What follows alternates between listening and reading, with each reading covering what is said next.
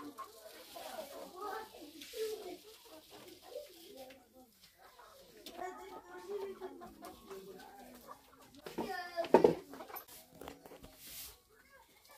নাম আর্জুনা মণ্ডল, পূর্ব রাধাবল্লভপুর আমার ঘর।